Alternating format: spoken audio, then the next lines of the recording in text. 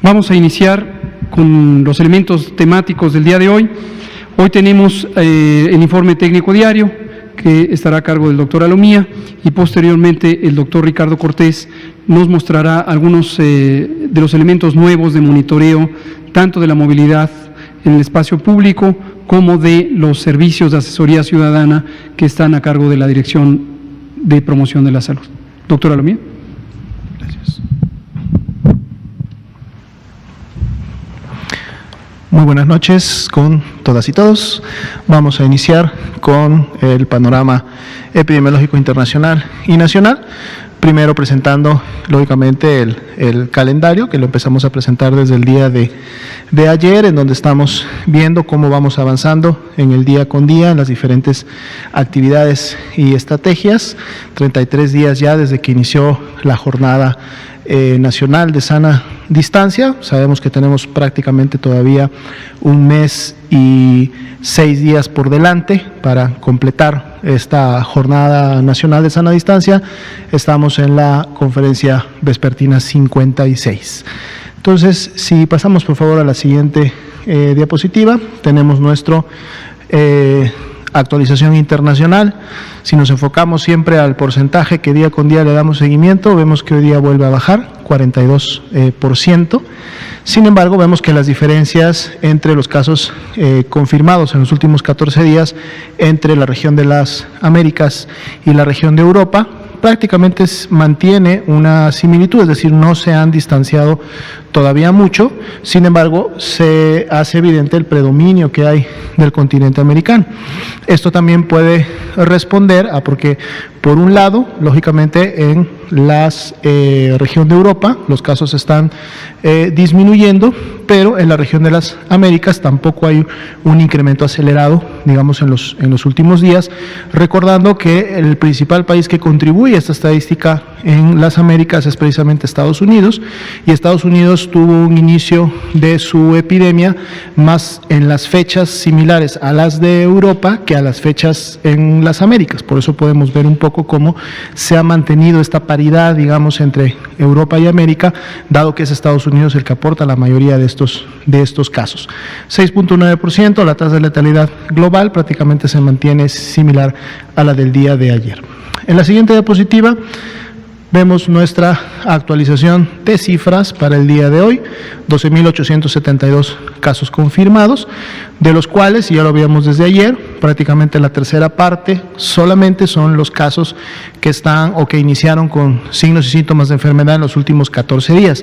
Por lo tanto, esta tercera parte son los casos activos de la epidemia que actualmente estamos viviendo en México, 4.502 para el día de hoy. Así también 7.889 sospechosos acumulados, es decir, casos que en su momento pudieran descartarse todavía o pudieran pasar a formar parte de la cifra de casos confirmados. 1.221 lamentables defunciones, también se actualiza esta cifra, y de las 62.334 personas que hasta el momento han sido parte del estudio, tenemos ya 41.573 resultados negativos acumulados también desde que inició la epidemia. En la siguiente diapositiva podemos ver el mapa que distribuye la carga de enfermedad acumulada, es decir, el total de casos que se han presentado en México, los 12.872, cómo están distribuidos en las diferentes entidades federativas. Y bueno, hemos estado viendo día con día cómo los colores naranja, los colores rojo y el rojo oscuro, o el casi de color marrón, pues empiezan a incrementarse en el mapa, y esto es en la medida que los casos también lo van haciendo de la misma manera. En la siguiente diapositiva vemos esta distribución un poco ordenada de mayor a menor para que ustedes puedan tener siempre los datos duros, directos de cada una de las barras, y puedan ver entonces cómo se distribuyen, recordando que esto es carga de enfermedad y que en un momento, por ejemplo, que la Ciudad de México y que el Estado de México tengan la mayor carga de enfermedad, puede responder también al hecho de que concentran mucha o gran cantidad de la población, a diferencia de otras entidades federativas que concentran mucho menos población. En la siguiente diapositiva vamos a ver la distribución de la carga de enfermedad confirmada, pero ahora enfocada a la epidemia activa, los 4.502 casos confirmados con inicio de signos y síntomas en los últimos 14 días. Vemos que el mapa se despinta un poco, tenemos más estados en verde, pero a su vez esto nos permite también ver en los colores más llamativos cuáles son precisamente estos estados que en estos últimos 14 días han tenido la mayor carga de enfermedad. Si vamos a la siguiente diapositiva, es la distribución de estos casos, igual que lo anterior, para que los podamos evidenciar en forma descendente entidad por entidad, pero en la siguiente diapositiva es donde podremos ver si la tasa de incidencia acumulada, ¿no? Nuestro mapa en donde los colores verdes oscuros, y ahora sí con esta información podemos hacer más bien comparación entre las entidades federativas, porque esto está graficado con base poblacional, es una tasa de incidencia por cada 100.000 habitantes, 3.52 el nacional, pero con variaciones en los diferentes estados, y aquí sí podemos ver entonces y decir que las entidades federativas que tienen una coloración más oscura son precisamente las que están teniendo mayor transmisión y afectación poblacional, porque es una tasa de incidencia.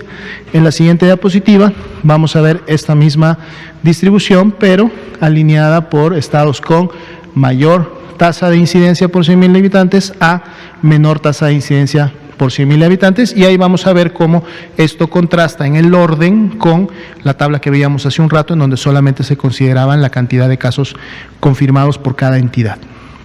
En la siguiente diapositiva vamos a ver de las 1.221 defunciones que se han acumulado hasta el momento, por fecha de defunción, cómo se han ido presentando las mismas. Vemos esta tendencia ligeramente ascendente que tenemos por los días que en su momento han ocurrido, y podemos destacar también que en color amarillo, encima de las barras azules, tenemos ahí una proporción de defunciones que están esperando un resultado y que por lo tanto podrían también convertirse en un caso confirmado o podrían finalmente descartarse.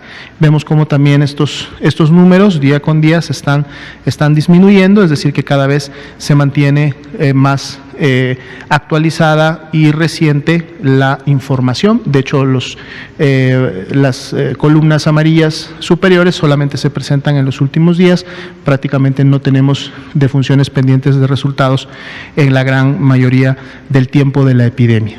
En la siguiente veremos la distribución de las defunciones, cómo ocurrieron por entidad federativa, e igualmente en qué entidades federativas pudiéramos esperar un incremento en el número de las defunciones, dado que tienen esas barritas amarillas que significan que podrían convertirse en nuevas defunciones por COVID-19.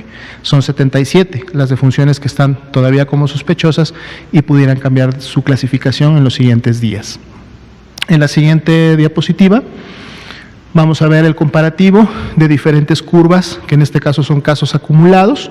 La primera es la curva más alta, que precisamente concentra todos los casos acumulados desde que fueron sospechosos, independientemente de que después se hubieran confirmado, es decir, todas aquellas personas que tuvieron signos y síntomas de la enfermedad, demandaron atención médica y en su momento se clasificaron como casos sospechosos de COVID-19. En la curva verde podemos ver la cantidad de estas personas que estaban o ingresaron de manera grave, es decir, que tuvieron que requerir hospitalización. En la siguiente, que es la curva roja, los graves acumulados, es decir, aquellos que ya presentaron una evolución que los llevó a esta situación, es menos todavía de la curva verde, y finalmente también la curva que es la que está más pegada al piso de las defunciones acumuladas, o cómo estas se han venido acumulando en el tiempo. La siguiente diapositiva sería la curva epidémica, en este caso de casos tanto confirmados como los que aún todavía son sospechosos. Decíamos que hay 7.889 casos en esa clasificación. Vemos cómo se distribuyen en el tiempo por la fecha de inicio de síntomas. Y entonces los casos sospechosos vienen a ser precisamente los que se han notificado en los últimos días y por lo tanto están esperando finalmente un resultado de su prueba para ver si pasan a formar parte de las columnas rojas o de estos 12.872, pero comentábamos en conferencias previas que precisamente estamos graficando tanto confirmados como sospechosos para poder tener siempre una visual de cuál es la tendencia, cómo se está comportando la epidemia en México. Entonces, si viéramos solo los casos que están en las barras rojas, parecería que hay una disminución, pero eso sería irreal, porque cuando vemos los casos sospechosos que están en amarillo, que todavía falta conocer su resultado, pues vemos cómo esa tendencia realmente es ascendente y se ha mantenido así en los últimos días. La siguiente, por favor, que es la última, nuestra ya acostumbrada diapositiva con la curva de casos acumulados día con día. Ahí están los 12.872, que fue un incremento de 1.239 casos del día de ayer para hoy, lo que representó a su vez un incremento porcentual de 10.7% en relación a la carga acumulada que se tenía el día de ayer. Y en la parte inferior podemos ver las barras de color naranja para ver cómo día con día se está comportando y podemos ver que prácticamente para los últimos 5 días, podríamos decir para toda esta semana, se vuelve a repetir una tendencia ascendente con una mayor cantidad de casos confirmados por día que lo que veíamos en días previos. La gráfica pues lo demuestra bastante evidente, estaremos dando seguimiento y viendo cómo se comporta esto en los siguientes días. Gracias.